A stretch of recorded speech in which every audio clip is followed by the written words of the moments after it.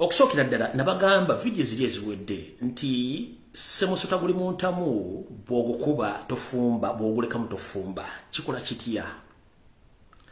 Tubadde tuli awo nga batusindikira omukuku gw'ebbaluwa nti bayimiriza enkuŋŋaana za President Robert Kyagulanyi Ssentamu obutaddamu kutambula wantu wonna. Ne bafutukiramu omugambo mungi nnyo. Obudde tulina butono simiti naasobola ogirambula. Naye njala sooka kubuuza. Mukulu Enanga. Robert Kyagulanyi Ssentamu n'ekibiina kya National Unity Platform si baakola road map. Electoral Commission yakola road map nga muli ku pressure. Kasita road map efuluma bweti kiba kitegeeza nti political parties zino okubeera nga zeetegeka okutandika okukola emirimu gyazo okweteekerateekera nga zibeesinga ku road map eyo. Kyekisooka ekyokubiri. Ssemateeka wa Uganda awa eddembe ebira by'obufuzi okwetaayo okubuza ku bantu baabyo. Kyekisookera dde ekyokusatu.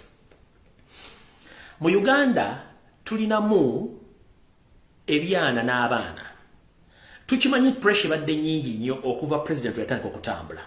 Naye ensonga ze mutadde mu kiwandiiko kino mwandibadde mwazoogerako dda ngera bwe kiri.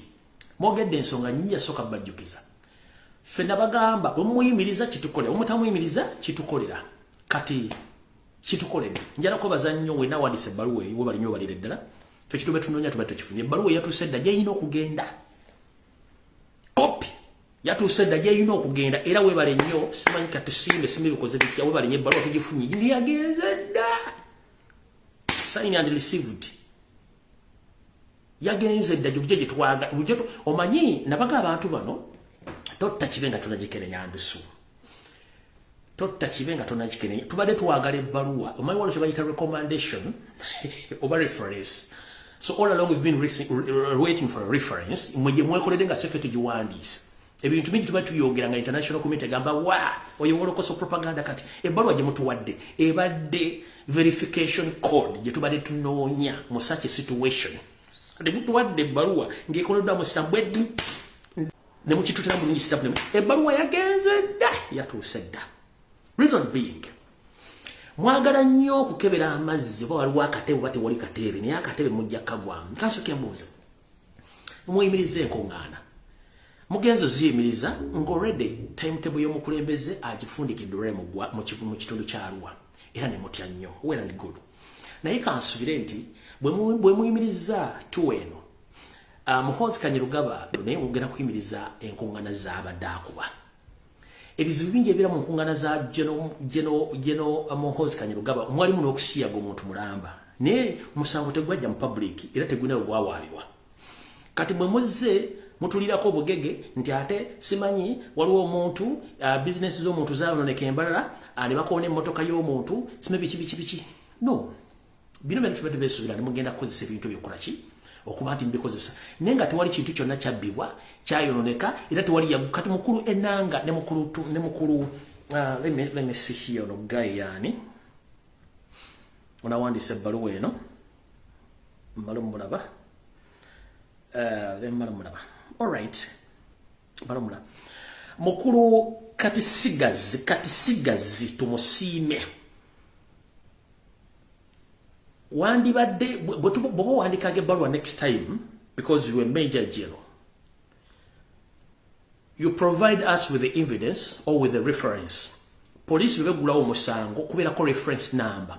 Mwandibadde mukootinga reference abaagenda ne ba opening omusango embalala abagenza opening omusango ehoyima ne mwagwa gye mugambi mwandibadde muleetako cases ezo mweziteeka mu public. Nti so and so yawabye omusango nti abaana ba Nuupu bano kibiina kya Nuupu kyaziza omusango fulani wano bwe gutu. Sigenda kwogera bingi. Ene ebbaluwa kiro kitwala omunaku. Mu mateeka agafuga ssemateeka w'eggwanga omuntu yenna okuwandika ebbaluwa ku lw'omuntu omulala publicly kubanga police is a public service unit. Owandise ebbaluwa n'ogamba nti for Inspector General of Police. Inspector General of Police ye Mr. Okoth Ochola. Omuntu yenna okuwandika ebbaluwa ku lw'omuntu go yimiridde mbigere byo kuwandika ebbaluwa eyo oyina okwadressingira public n'ogiga nti mpandise ebbaluwa n'okuba nti the inspector general of police taliiwo mu ggwanga oba mulwadde ali ku sick leave but tetunnamanyako inspector general wa police Okoth Ochula gyali oba yafa oba ali bweru wa ggwanga oba mulwadde ekyo temukimensionize ngono mu bbaluwa negwe ovudde nti owandiise ku lwa inspector general of police naye ate waneera totaddeewo nti gwe deputy inspector general of police mukweka ki kati omanyimu abanyarwanda nakano ka group ka Museveni akakabano mwerabira nnyo okusoma mwasoma naye temwayita mu banyankolo oligino tulinde eryabaliyita kasigazi naye lino eryammwe eryabanyarwanda ne muteekamu ti wakati kati sigazi tumusiime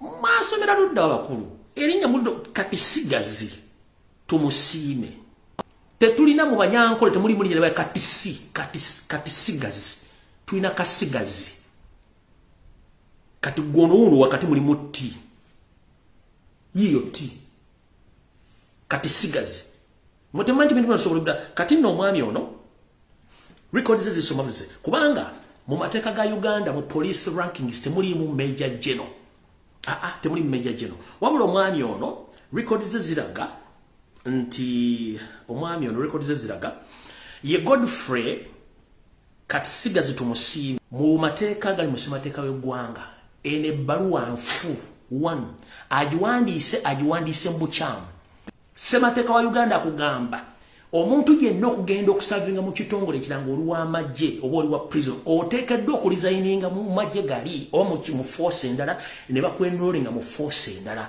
era mu poliisi tetulinamu lwanka gye bayita major general wandibadde retired major general kubanga okuwandika ebbaluwa mu mateeka wandibadde retired nti wawumula amagye no general nga retired eno mu mateeka leta tekkirizibwa nfu where is Okoth Ochula taliiwo details zonna ze mutaddemu ziri unconstitutional zonna details ze mutaddemu kubanga muli mu panic mutaddemu details enfu kanji bayiri mbanga want to gene maaso muwandise bwe muti references ziriwe ziraga nti buli misango judges mentality mu basajja muri basiru nnyo the extent mulowooza mufuka tugenze maaso tumanyi nti bwe tuba tubalanga tubala percentage mu byobululu mu kintu tubala 100% byabasajja yabalo ne bugenda mu 100 510 nga buli byo kubalansinga ate sala kunjogeza luzungu lwange luno nawo lutono nnyo ne mutunyiza nnyo tugenze maaso kangereko kine kisembyeyo njala kusoka kubuuza since when oba kuva ddi ng'omuntu bw'ayogera ebiruma abantu mu kitundu waali kyafuuka kusosola ddi omuntu lwasosola era gwe basosola yaani njala soka kubuuza Mr. Katisiime tumusiime ani yazze mu ofisi yo naggulawo musango nti bamusosodde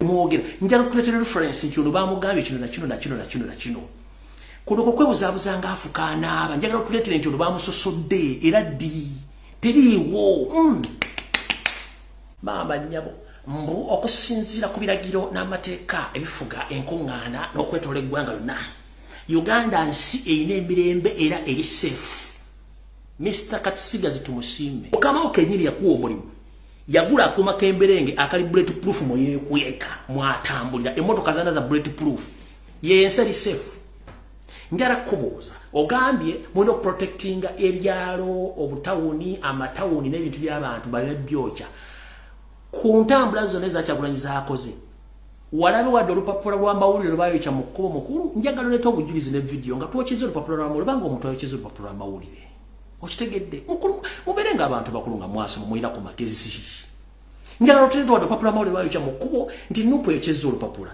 mbula tugenda kwokya ebibuga tokiraba nga mukulu oswadde n'emyaka gyo